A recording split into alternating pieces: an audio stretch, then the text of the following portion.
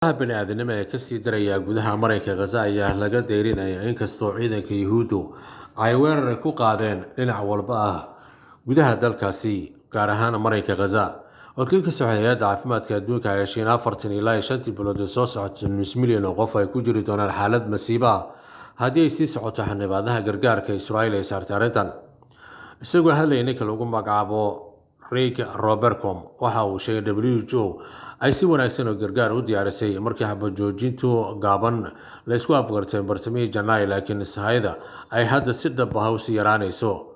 waxaan ku dhibaatoonaynaa inaan bixino sahayda, ayuu yiri isagoo xoogga saaray dhammaan sahaydu inay ka gudbo xadka. Tani waxay u baahan tahay dhanka ugu xanuunka badan inaan kumanaan ka mid ah carruurtan ay sugayaan inay gargaarkan ay galaan.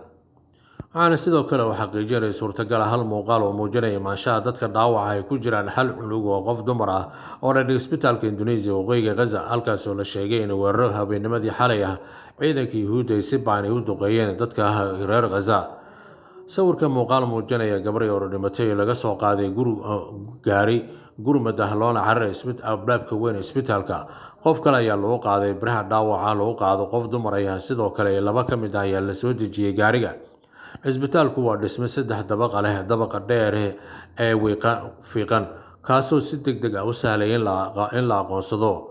Saacado kadib markii la waagu baryay, laba muuqaal oo kale ayaa laga duubay isbitaalka agtiisa oo muujinaya qiiqii qaro weyn oo boqolaal mitir ka kacaya dhanka bari. ilaa hadda lama xaqiijin halka qiiqu ka yimid weliba sidoo kale arrintan, iyadoo warbixinta gaajada ay sii adkaanayso in laga indhatiro baahida laga qabo xal u helidda gargaarka bini'aadanimo ayaa ku sii kordhaysa si daran.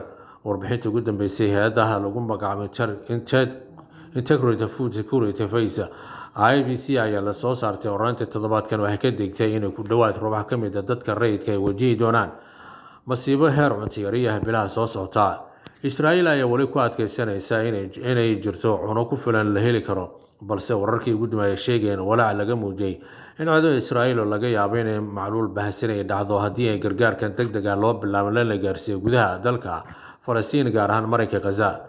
kooxda ka dambeysay hay'adaha gargaarka bini'aadanimo ee Gaza dhawaanta la aasaasay ayaa shalay lagu boorisay Israa'iil inay aqoonsadaan colaadaha ka joojiyaan aagga waqooyiga Gaza ay ku habboon tahay qaybinta gargaarka weliba sidaan ay sameeyeen 30 maalmood gudahooda. Hay'adda GFG ayaa sheegtay inay bilaabayso qaybinta gargaarka dhammaadka bishan, waxayna si weyn u dhaleecaysay qaramada midoobay hay'adaha kale ee gargaarka inay diyaar u yihiin inay ka barbar shaqeeyaan Israa'iil. waxayna ku xiraysay gargaarka shuruudo ku xiran ujeedooyinka siyaasadeed ee kuwa ciidanka weliba ayuu yiri ku-xigeenka xogeyaha guud ee qaramada uga qaabilsan bini'aadanimada Tom Fletcher, waxaana uu sheegay golaha ammaanka ee qaramada Talaadadii arrintan haddii aan sida ugu dhaqsiyaha badan loo xaqiijin khilaafka ka dhashay bixinta gargaarka, waxaa jira suurtagalnimo dhab ah oo markii ugu horeysay tan iyo markii uu bilowday dagaalka Gaza ugu dambeyn macluul bini'aadan halkaas ay ka dhici doonto, sida uu sheegay wakiilka qaramada midoobay ee arrimaha gargaarka bini'aadanimada ee galkaasi. nin reer Qaanyunis ku sugan koonfurta Gaza ayaa inoo sheegay in walaashiisa uur leh lagu dilay gurigeeda, iyadoo aan weli maqalno dadka ay sameeyeen weerarada ka dambeeyay Israa'iil. Hay'adda difaaca rayidka Xamaas ee maamusha ayaa sheegtay in ku dhawaad 100 qofood lagu dilay halkaasi. ninkan oo magaciisa la sheegay ayaa sheegay in Israa'iil ay duqeysay guri xilli walaasheedii ninkeeda ay gudaha ku jireen, isagoo intaa ku daray in walaashii ay lahayd uur 5 bilood ah. waxaana muuqataa in xal aan loo helin dhibaatada, ayuu yiri. dhammaanteen waxaan sugaynaa oo keliya inaan dhimanno. Israa'iil ay xaqiijisay howlgalkeeda ciidan ee Gaza. ninka waxa uu ku nuuxnuuxsan ma jirto meel ammaan ah oo ku taal Mareykanka Gaza aan ku baxsano. horaantii sanadkan waxaa la hadlay dadka ku soo laabanaya guryahooda waqooyiga Gaza intii socotay xabad joojinta. waxaan ka mid ah Adam oo isagu ahaa nin isagoo ka shaqeeya howlaha gargaarka. markasta waxaan aragnaa kumanaan kun oo qofood lagu dilayo si malayacni ah. waxaana hadda la hadalnay nin ka soo jeeda Gaza lagu magacaabo Beit Lahia waqooyiga Gaza kadib markii weerarka Israa'iil ay geysatay uu sheegay in lagu dilay xubno ka tirsan qoyskiisa. Bashar al-Gondar waxa uu sheegay in dadku inay hurdayeen markay silma filaan u bilaabatay duqeyn xoog badan habeennimadii xalay. waxaana ka imaanaysa dhanka jihooyin duqeyn cirka ah iyo kuwo maraakiib dagaal ah. guriga walaalkay ayaa dumay, waxaana ku guday jiray 25 qof, ayuu yiri. Bashir waxa uu sheegay in dhawaaqa taangiyada ay maqlayeen laakiin aysan si toos ah u gaarin xaafadooda. isaga dad kale waxay isku dayeen inay ka soo saaraan qaraabadooda burburka hoostiisa.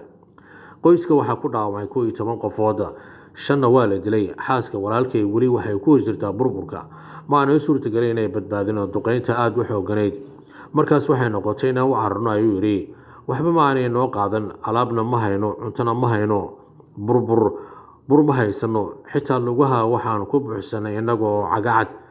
Waxaana uu sheegay gabar aan u adeero ahay da'dooda 5 ilaa 18 sano jir iyo wiil adeero ah 15 ay ka mid tahay dadka lagu dilay duqeynta. Bashaar waxa uu ku sugay hadda Jabaaliya waqooyiga marinka Gaza, balse waxa uu filayaa mar kale uu hayaami doono goordhow goorta dadkiisu ay ku sugan yihiin si wax uga qabto xaaladda cakiran ee ka taagan marinka Gaza ayaa mid aadnimo tii ugu xumayd. Ciidanka Yuhuudna go'doon ay ku hayaan dadka tirada yar ee ku haray marinka Gaza, waxaana la sheegay dadku inaanay marnaba aqbalin inay guryahooda ka baxaan ay ka doorbideen oo keliya inay dhintaan sidii haddii iyagoo diidaya in Israa'iil ay qabsato marinka